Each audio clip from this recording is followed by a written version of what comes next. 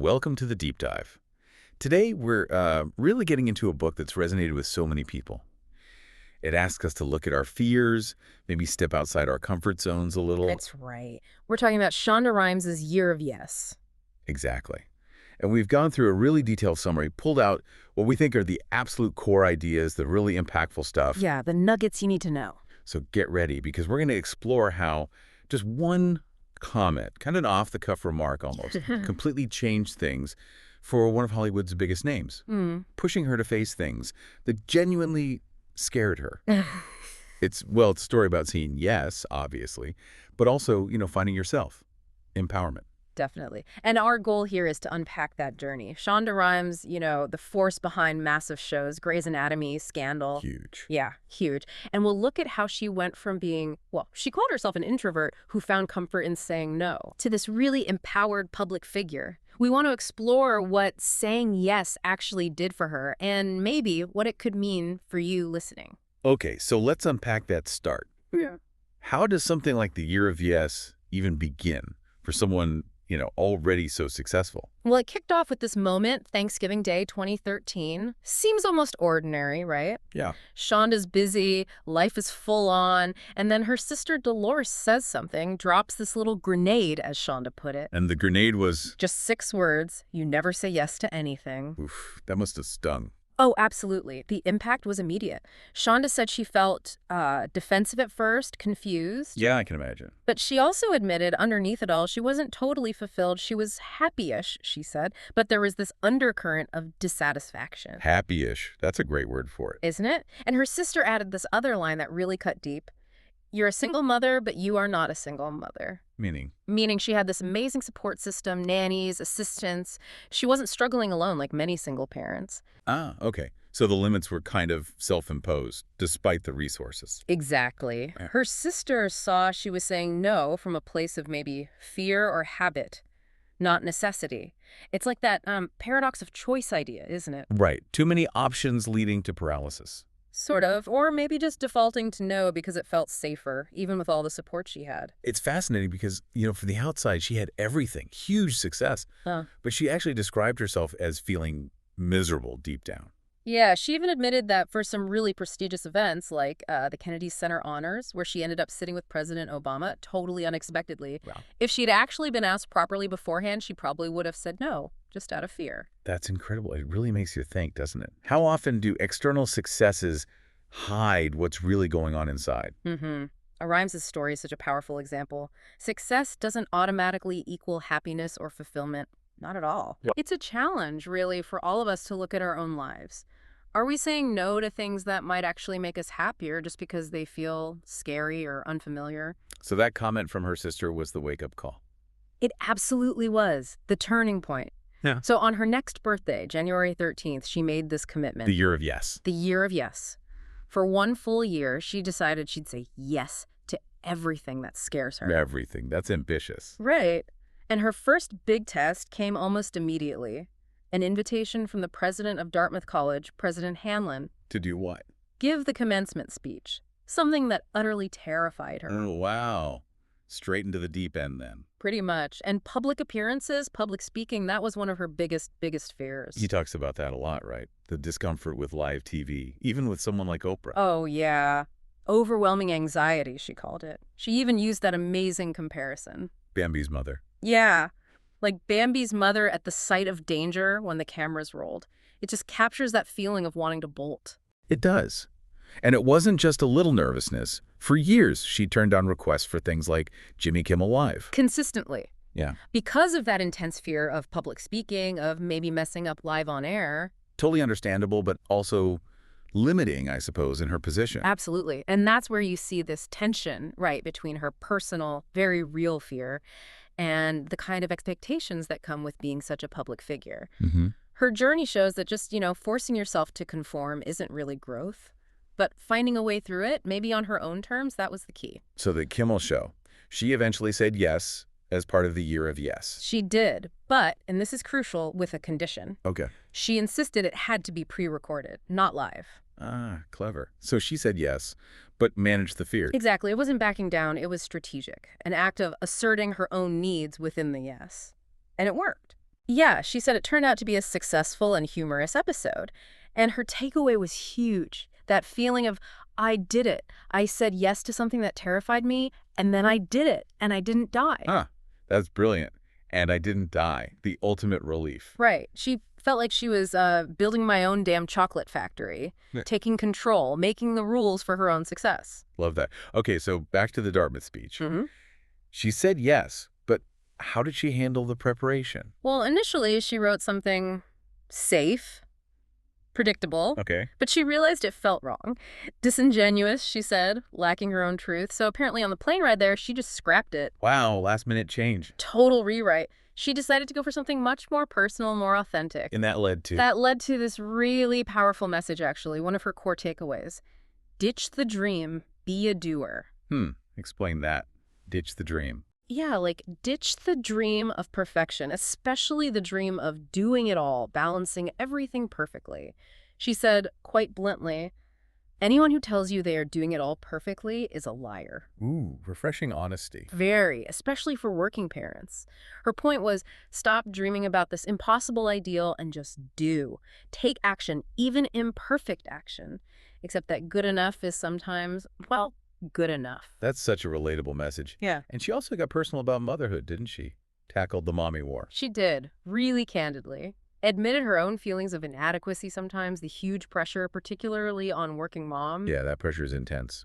And she talked openly about hiring help, specifically her nanny, Jenny, how important Jenny was, this extraordinary caretaker. Which is something people still feel weird talking about sometimes. Exactly. Why is there still this stigma attached to hiring help? Rhimes argued really strongly that it's not failure. For her, it was empowering. It allowed her to be a better mother. Finding victory in surrender, as she put it. Precisely. And advocating for this idea of leave no mom behind, support each other, don't judge the choices. But all this yes saying, it made her incredibly busy. Oh, incredibly. It started impacting her family time. She felt like she was becoming irrelevant in the lives of her children. That's tough. Yeah. And then this moment happened. Her daughter, Emerson, asked her, just as she was rushing out to some big event, wanna play? Oh, right in the heart. Totally. And Shonda, she made a different choice this time. She played. She stayed, she chose to play. And it was a huge realization for her about presence, about what really mattered. So that led to changes? Big changes. She set real boundaries. Home by 6 p.m., no work emails after 7 or on weekends. Strict rules. Wow. That takes discipline in her world. It must. But she found this amazing connection. The more I play, the happier I am at work. The happier I am at work, the more relaxed I become. So play wasn't taking away from work, it was enhancing it. Yes. Even short bursts of quality time made a huge difference to her overall well-being and creativity. Okay. The year of yes wasn't just about career and family, though. She also confronted her body image. Yeah, that was another major yes. She was very open about her weight gain, how significant it was, and the physical and emotional discomfort that came with it. And she connected it back to the no. Directly. She saw her weight gain as part of that larger pattern of saying no to life, which meant she wasn't taking care of herself, a lack of self-care. What was the trigger for change there? A pretty difficult moment, actually, a humiliating experience on a plane where the seatbelt wouldn't fit. Oh, gosh. That sounds awful. Yeah, but it was the catalyst. It pushed her to finally say yes to taking care of her health. And the results? Pretty dramatic. She lost nearly 100 pounds by the following March. This was through medical advice, changing her diet, starting exercise. So a real commitment. A huge commitment. Yeah. And it wasn't just about the weight. It was about reclaiming agency over her own body and well-being. She went from hating exercise to actually enjoying Pilates.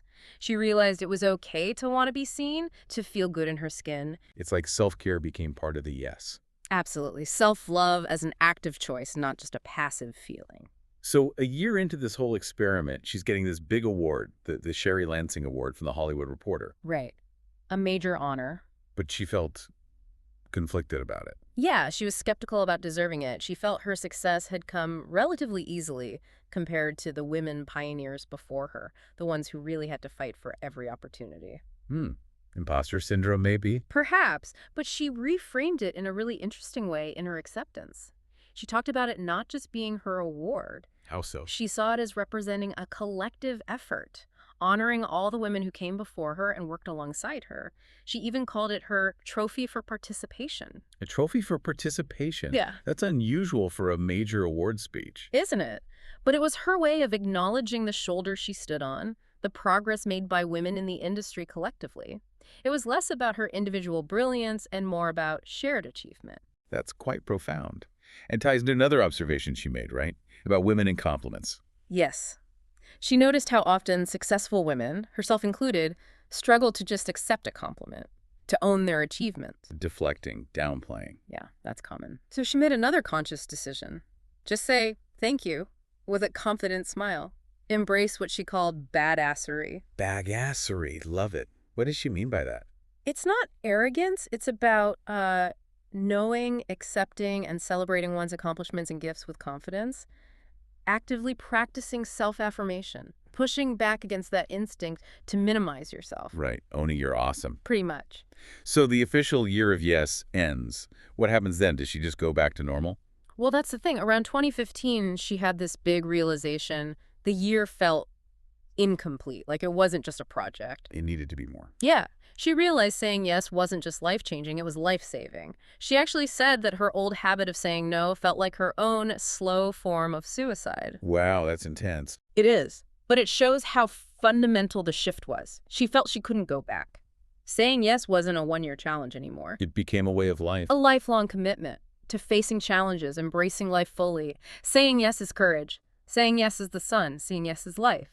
That became her mantra. Her new badassery time, as she called it. Badassery time. Where saying yes is just part of who you are, your identity. But here's an interesting twist, isn't there? Part of embracing yes was actually learning to say no more effectively. Seems like a paradox. It does, but it makes sense when you unpack it. She came to see no as incredibly powerful, the single most powerful word in the English language, she called it. How did she learn that? Through experiences, both personal, like a really scary driving lesson where she should have said no sooner, Okay. and professionally. Like during casting for Grey's Anatomy, she had to put her foot down and say a firm no to one particular actor being pushed for Christina Yang. And that no led to... It led to Sandra Oh getting the part, the perfect Christina.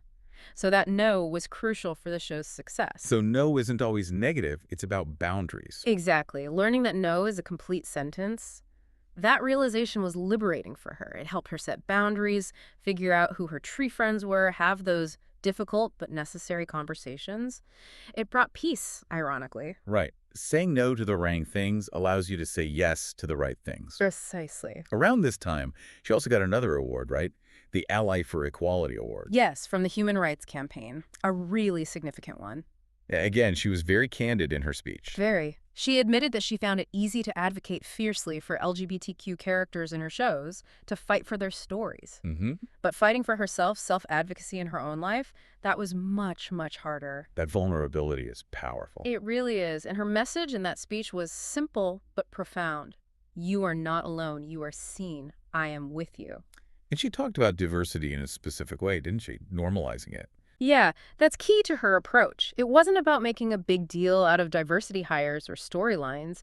It was about making her shows simply reflect the real world. So just... Exactly, so that anyone watching could see your tribe, see your people, someone like you out there existing, making it normal, not exceptional. That's the goal. That's a really powerful way to think about representation. This whole journey also made her look at her friendships differently, too. It did. She thought about that iconic scene in Grey's Meredith and Christina just dancing it out. Oh, yeah. Classic. Symbolizing that deep, judgment-free friendship. And she realized some of her own friendships weren't like that. They were based on maybe imagined versions of people or relationships that just didn't fit anymore. So another kind of no.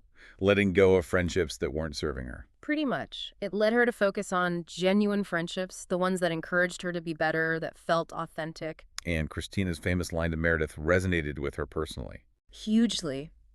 Don't let what he wants eclipse what you need. He is very dreamy, but he is not the sun. You are. That reminder to prioritize yourself. You are the sun. Exactly. Don't revolve your life around someone else's needs or desires. Be your own center. And this led to thoughts about marriage as well. It did. Despite her parents having this long, happy marriage, she realized she felt ambivalent about the whole institution for herself. Okay. And she had this moment of clarity. I don't want to get married. I may never want to get married. And that was okay. Owning her own truth, even if it goes against the grain. Absolutely. It comes back to that core idea. Happiness comes from being who you actually are instead of who you think you are supposed to be. Yeah. Her message is basically, define your own happiness, normalize your lives, people. There are no rules. Find what works for you. So the culmination of all this, there's a photo shoot. Yeah, for Entertainment Weekly. Yeah. And there's this image of her standing on an apple box. An apple box. Yeah. Like actors use. Exactly, symbolizing her willingness to, elevate herself, to take up space. And she felt great, beautiful, and empowered. A visual representation of the journey. Totally. And her sister, Dolores, the Right. one who started it all with those 6 words. Yeah. Dolores saw the change. She told Shonda, you were asleep, I was worried, life is short, yours seemed really, really short. And now you have completely transformed. You're alive, you're living. Wow. Full circle. What a validation. Isn't it? And Shonda's final takeaway from it all, her big realization, Oh, was it? simply, it's just love, is all. Love. Yeah. Yeah. Self-love, self-acceptance, the courage to say yes to yourself, to your life. It's an ongoing journey fueled by that love. What an incredible story. It Just was. wow. From that one comment to this huge life transformation, Shonda Rhimes' Year of Yes, it really shows us something important. It really does. That facing those fears, leaning into the discomfort, it doesn't just open doors. It can genuinely lead to more joy, more fulfillment, finding who you really are. It's about choosing to live fully, isn't it? Not just exist. Yeah. Makes you think. It really does. Her story pushes us to ask ourselves, if you said yes to just one small thing that scares you today, what could happen? Or maybe, what no do you need to say? What pressure could you release yourself from? Exactly. How could that reshape things for you? Maybe reveal a version of yourself you didn't even know was there, waiting. It's powerful stuff to consider. We hope this deep dive into the Year of Yes has given you some food for thought, maybe inspired you to think about your own yeses and nos. And embracing your own authentic path. Definitely. Thanks for joining us on the Deep Dive.